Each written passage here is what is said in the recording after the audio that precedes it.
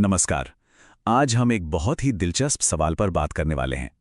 क्या हो अगर मंदिर और मस्जिद यानी हमारे पूजा के स्थान असल में ईंट और पत्थर से नहीं बल्कि हमारे मन और दिल से बने होते हैं। आइए इस कमाल की आध्यात्मिक यात्रा पर साथ चलते हैं। अच्छा, जब हम ये शब्द सुनते हैं मंदिर या मस्जिद, तो जहन में सबसे पहले क्या आता है? जाहिर है, एक इमारत की तस्वीर, है ना? लेकिन जरा सोचिए, क्या हो अगर इनका असली मतलब कुछ और ही हो? एक ऐसा गहरा सच जो बाहर नहीं बल्कि हमारे अंदर मिलता है। तो चलिए अपनी इस खोज को शुरू करते हैं और सबसे पहले समझते हैं मंदिर के असली मतलब को। तो सबसे पहले शब्द को ही पकड़ते हैं, मंदिर।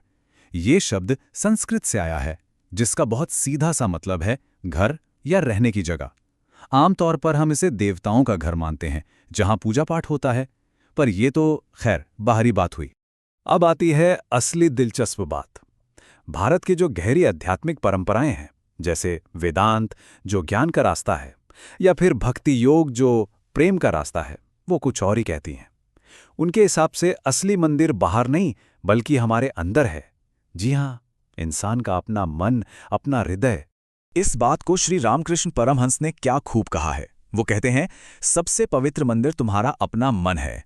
ईश्वर उसमें तब दिखाई देता है जब वो शांत और संतुष्ट होता है। कितनी गहरी बात है ना?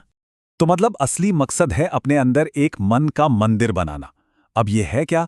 ये एक ऐसी स्टेट है, एक ऐसी अवस्था जहां हमारा मैं, हमारा ईगो और दुनिया की जो तमाम इच्छाएं हैं वो सब शांत हो जाती हैं और मन सीधा सीधा परमात्मा से जुड़ जाता है।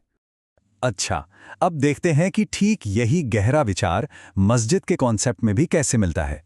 यहां भी कहानी बाहरी इमारत से कहीं ज्यादा गहरी है। देखिए, मस्जिद शब्द आया है अरबी के सजदा से।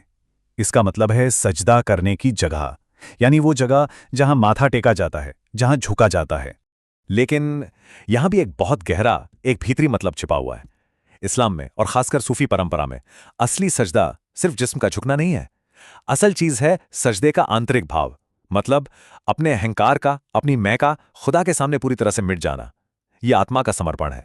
और इस बात पर बड़े बड़े सूफी संतों ने बहुत जोर दिया है। जैसे जुनैद बगदादी जैसे महान संत कहते थे, मन का सजदा ही सच्ची मस्जिद है। यानी जब आपका मन पूरी तरह झुक गया, समर्पित हो गया, वही असली इबादतगाह है। और बस यहीं से मन की मस्जिद का कॉन्सेप्ट आता है।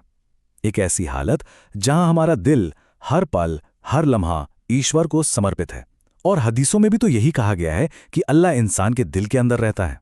तो हमने दो अलग अलग रास्ते देखे, एक मंदिर का, एक मस्जिद का। पर क्या इनकी मंजिल एक ही है? चलिए इन दोनों आइडियाज को एक साथ रखकर देखते हैं और समझते हैं कि इनका कॉमन गोल क्या है, मन का समर्पण।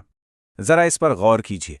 एक तरफ मन का मंदिर है, जहां अहंकार यानी मैं को खत्म करने की बात हो रही है, और दूसरी तरफ मन की मस्जिद है, जहां अहंकार को सरेंडर करने की बात है। आप देखिए, शब्द भले ही अलग हों, रास्ता अलग दिख रहा हो, पर मंजिल तो एक ही है, अपनी मैं को मिटाकर उस परम सत्य से एक हो जाना। अच्छा, तो यहां एक सवाल जरूर उठता है कि भाई अगर असली मंदिर और मस्जिद हमारे मन के अंदर ही हैं, तो फिर ये जो बाहर ईंट पत्थर की इमारतें हैं, इनकी क्या जरूरत है? देखिए, ये जो बाहरी पूजा स्थल है ना, ये असल में बहुत जरूरी टूल्स हैं, ये साधन हैं। ये हमारे बिखरे हुए मन को दुनिया से हटाकर एक जगह फोकस करने में मदद करते हैं। वहाँ की जो शांति होती है, जो पॉजिटिव एनर्जी होती है, वो खासकर उन लोगों के लिए बहुत मददगार है जो इस रास्ते पर अभी नए हैं। संत कबीर ने तो मानो इस पूरी बात का निचोड़ एक ही लाइन में बता दिया। वो कहते हैं, मंदिर तो मन का मंदिर, बाहर का पत्थर कहाँ। ये हमें याद दिलाता है कि बाहर की यात्रा असल में अंदर की यात्रा की बस एक तैयारी है। तो आखिर में सवाल यही बचता है कि सच्चा मंदिर या सच्ची मस्जिद है कहाँ?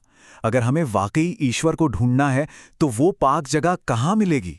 शायद इसका जवाब किसी बाहरी दुनिया में नहीं बल्कि हम सबके भीतर ही कहीं छुपा है।